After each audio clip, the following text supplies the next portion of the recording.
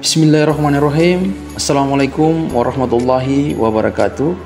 Salam sejahtera bagi kita semua. Shalom, Om Swastiastu, Namo Buddhaya, salam kebajikan.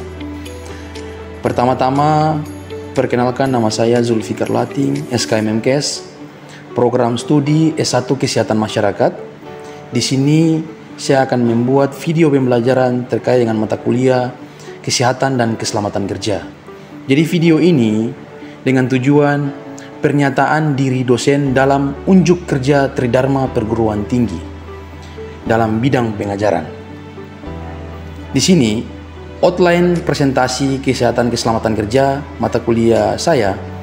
Di sini saya akan menjelaskan deskripsi mata kuliahnya, capaian pembelajaran mata kuliahnya, materi pembelajaran, sistem pembelajaran, metode pembelajaran, dan sistem penilaian.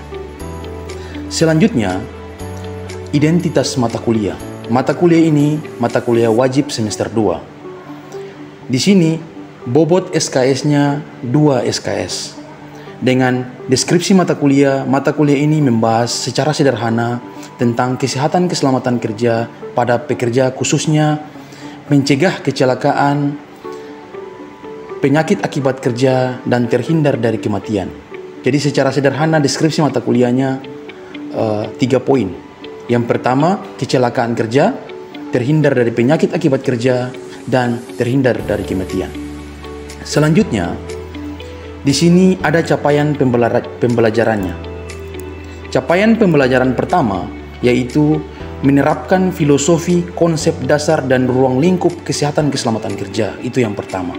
Yang kedua, CPMK kedua yaitu melakukan simulasi kecelakaan kerja dan klasifikasi kecelakaan kerja. Yang ketiga, melakukan simulasi penyakit akibat kerja dan klasifikasi penyakitnya, diagnosis dan pencegahannya. Selanjutnya, CPMK keempat yaitu mengintegrasikan hasil-hasil penelitian kesehatan keselamatan kerja dalam mengatasi yang berhubungan dengan kecelakaan di tempat kerja. CPMK kelima yaitu melaksanakan pengukuran dan evaluasi risiko pengukuran baik secara fisik, kimia maupun biologi. CPMK ke-6 yaitu mendemonstrasikan intervensi program kesehatan keselamatan kerja. Jadi itulah capaian pembelajaran mata kuliah dari kesehatan keselamatan kerja. Selanjutnya ada materi pembelajaran. Di sini materi pembelajaran ada teori dan ada skill.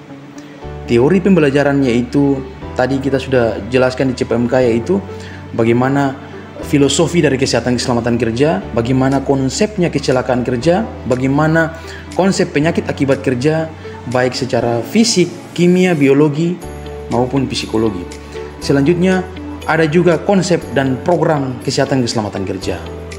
Dan skill lab-nya yaitu bagaimana caranya kita mengukur kebisingan, pencahayaan, getaran, suhu, kelembapan, dan lain-lain. Jadi itu adalah teori dan skill. Selanjutnya, sistem pembelajaran. Di sini ada luring dan daring, yaitu kelas perkuliahan dan kelas laboratorium. Ada juga di luring, daring, Zoom, Google Classroom. Selanjutnya, ada juga metode pembelajaran, yaitu contextual learning yang pertama, kedua small group discussion, yang ketiga problem based learning, keempat demonstrasi skill laboratorium. Jadi itu adalah metode pembelajaran yang akan saya terapkan. Selanjutnya sistem penilaian. Partisipasi perkuliahan yaitu 15%, tugas 20%, skill lab atau lab skill 15%, UTS 25%, dan UAS 25%. Jadi itulah hasil outline pembelajaran dari mata kuliah kesehatan keselamatan kerja, dan kita akan menyaksikan proses pembelajarannya. Assalamualaikum warahmatullahi wabarakatuh. Waalaikumsalam warahmatullahi wabarakatuh. Salam sejahtera bagi kita semua. Shalom. Om Swastiastu, Namo Buddhaya, salam kebajikan. Apa kabar hari ini? Baik. Alhamdulillah. semoga kita selalu sehat-sehat dalam aktivitas kita pada hari ini. Jadi sebelum kita mulai pembelajaran pada kesempatan kali ini untuk mata kuliah Kesehatan Keselamatan Kerja, marilah katong berdoa sama-sama menurut agama dan keyakinan kita masing-masing. Berdoa dimulai. Wah, selesai. Ya, masih ingat pertemuan kita yang kemarin? Oke, mantap. Jadi kemarin kan kita sudah membahas terkait dengan sejarah dari kesehatan keselamatan kerja, dan ini juga kita akan masuk dalam bagaimana penerapan filosofinya. Masih semangat? Masih. Jadi pertemuan kali ini terkait dengan masalah-masalah fisik dalam kesehatan keselamatan. Jadi kita sudah mereview kemarin mata kuliah yang kemarin, kesehatan keselamatan kerja. Materi yang kemarin yaitu sejarah dan filosofi ketiga, Indonesia membangun budaya ketiga, safety culture di rumah sakit atau fasilitas layanan kesehatan. Jadi kemarin kan kita sudah membahas terkait dengan sejarah dari ketiga itu sendiri, baik secara nasional maupun internasional. Di sini kita juga akan membahas terkait tadi apa tadi? Masalah fisik, kimia, dan biologi. Ada yang bisa jawab terkait dengan masalah fisik? Ya, silakan. Masalah fisik itu ada kebisingan, pencahayaan, getaran, radiasi. Ada yang tahu alatnya? Cara pengukuran kebisingan? Alatnya apa? Kebisingan? Sound level meter. Ada lagi? Untuk getaran? Vibration meter. Untuk pencahayaan? Meter. Terakhir radiasi elektromagnetik. Jadi itu secara fisik. Kalau kimia, secara kimia bagaimana? Ya, Secara kimia itu merkuri, Merkuri, asam sulfat. Oke. Jadi itu bisa berakibat dampak terhadap tubuh manusia. Ya. Kalau secara biologi, ada yang bisa jawab? Ya, silakan. Secara biologi virus, bakteri, dan jamur. Ya, virus, bakteri, dan jamur itu terhadap tubuh manusia. Ketika kita berada di tempat kerja, pasti dampak secara fisik, kimia, biologi pasti akan selalu berefek terhadap manusia. Baik itu pekerjaan yang berat maupun kasar. Jadi ada tugas nanti kita bagi di dalam per kelompok. Nanti Pak kirim materinya nanti di grup masing-masing, grup WA masing-masing. Jadi ini pembagiannya agar kita bisa menyelesaikan materi terkait dengan kesehatan keselamatan kerja. Jadi sebelum Pak membagi materi, kita bisa mereview kembali materi-materi yang kemarin. Jadi ada yang tahu tentang sejarahnya? Sejarah ketiga? Sejarah ketiga.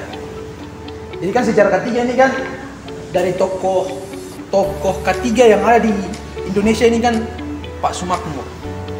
Kalau secara internasional yaitu Bernardino Ramazzini dari Italia. Jadi itu tokoh-tokoh dari ketiga itu sendiri. Jadi teman-teman harus hafal, pahami bagaimana ketiga dalam sejarahnya. Bisa? Bisa? Jadi selanjutnya pembagian tugas. Ya, mungkin ada pertanyaan dari teman-teman mahasiswa terkait dengan materi kesehatan keselamatan kerja. Saya Pak, Ya, dipersilakan. ya, saya mau bertanya terkait bagaimana cara pengukuran alat kebisingan. Ya, bagaimana caranya melakukan pengukuran kebisingan? Yang kita ketahui bahwa pengukuran kebisingan itu alatnya yaitu sound level dengan nilai ambang batasnya yaitu 85 desibel. Jadi ketika kita melakukan pengukuran, kita tahu dulu titik lokasi ruangannya seperti apa. Contoh, kita mau melakukan pengukurannya di PLN. Ada di situ ada sumber suaranya dan ada kantornya. Kalian mau mengukur di sumbernya atau di kantornya? Sumbernya. Sumbernya kan tidak ada orangnya. Otomatis di kantornya. Jadi kita melakukan pengukuran di kantornya. Jadi kita petakan dulu dena lokasinya. Kalian mau ukur di mana-mana nih titik-titik lokasinya. Ketika kalian melakukan pengukuran titik lokasi, contoh ukuran dalam ruangan tersebut 4x3. Tahu 4x3? 4x3 ruangan kayak kos-kosan begitu. Tentukan titik. Di dalam ruangan itu satu titik atau berapa titik. Terus berdiri sejajar dengan teli agar kita tahu sumber suaranya berapa desibel. Paham ya? Paham? Begitupun kita petakan lokasi, baik itu di ruangan ketua, ruangan sekretaris, dan ruangan bendahara dan lain-lain. Jadi kita petakan dena lokasinya. Dan kita pakai alat sound level. Ada pertanyaan lagi? Lux. Ya.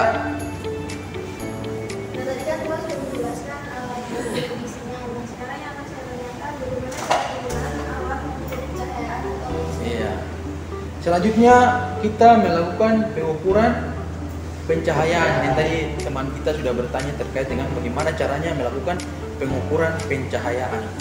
Jadi pengukuran pencahayaan ini dia menggunakan alat apa? Luxmeter. Contoh tadi di PLN. PLN ini tidak pakai, tadi kan divisinya kan pakai sumber suara. Kalau di bagian PLN sana kan ada kantor, ada sumber. Kalau di gedung atau di gudang atau di tempat untuk khusus untuk pencahayaan, itu dia punya nilai standarnya ada khusus. Tapi berbeda, masing-masing dalam standarnya, dalam aturan undang-undang untuk pencahayaan. Jadi untuk pekerjaan yang memiliki ketelitian yang tinggi, contohnya pekerjaan yang memiliki ketelitian yang tinggi itu seperti ruangan apa-apa saja. Kelas, operasi, ruang apa lagi? Bengkel, apalagi yang memiliki ketelitian yang tinggi. Jadi ketika kita memiliki ketelitian yang tinggi, kita membutuhkan kualitas pencahayaan yang lebih bagus. Begitupun sesuaikan dengan nilai ambang batas dari aturan tadi. Dan ketika kita sudah berbicara tentang pengukuran pencahayaan, maka hal ini kita bisa melakukan pencahayaannya dalam artian kita lakukan pengukurannya taruh di dada saja rata-rata. Kita petakan lokasinya seperti tadi. Tahu petakan lokasi? Contohnya dalam ruangan ini kita tentukan titik sekali di mana-mana titik lampu ini. Jadi ada denanya kan ruangannya seperti kita tentukan titik 1, 2, 3, 4 atau 5. Titik 5. Jadi kita rata-ratakan nilainya. Rata-ratakan nilainya dulu.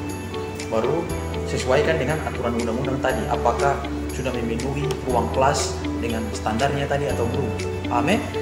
Karena di aturan untuk pencahayaan dia tidak menentukan untuk dalam aturan dia bisa. Jadi begini, aturan itu dia menjelaskan standarnya itu sesuaikan dengan ketelitian ruangan, tidak pasti. Paham ya? Kalau di ruang ketelitian yang tinggi, dia pasti standarnya sekian. Kalau di ruangan yang tidak perlu ketelitian, standarnya sekian. Kan ada pencahayaan alami dan pencahayaan buatan, toh? Pencahayaan alami itu seperti matahari seperti ini. Kalau pencahayaan buatan kan pasti menggunakan lampu. Paham? Jadi kita sampai di pertemuan selanjutnya kita akan melakukan pengukuran. Jadi pertemuan selanjutnya itu kita melakukan pengukurannya di mana? Di laboratorium. Kita menggunakan alat apa tadi? Sonometer, apa lagi? Vibrasiometer, radiasi elektromagnetik. Paham? Ada tugas nanti dari Pak sudah bagi di WA masing-masing, di grup masing-masing, nanti kita kerjakan. Paham? Demikian mata kuliah kesehatan keselamatan kerja terkait dengan pengukuran baik secara fisik, kimia, biologi. Untuk pertemuan selanjutnya nanti kita di laboratorium. Oke? Lebih dan kurangnya mohon dimaafkan. Wabillahi taufik wal hidayah. Wassalamualaikum warahmatullahi wabarakatuh. Waalaikumsalam warahmatullahi wabarakatuh. Shalom. Om Swastiastu, Namo Buddhaya, Salam Kebajikan. Demikian deskripsi singkat mata kuliah kesehatan keselamatan kerja. Semoga dapat memberikan gambaran mengenai kinerja pembelajaran yang saya lakukan. Dan saya ucapkan terima kasih kepada seluruh tim penilai dan panitia sertifikasi dosen tahun 2024. Dan juga ucapan terima kasih kepada Stikes Maluku Husada dan rekan sejawat dosen dan rekan-rekan mahasiswa. Demikian, wabillahi taufik wal hidayah. Wassalamualaikum warahmatullahi wabarakatuh. Salam sejahtera bagi kita semua. Shalom, Om Swastiastu, Namo Buddhaya, Salam Kebajikan.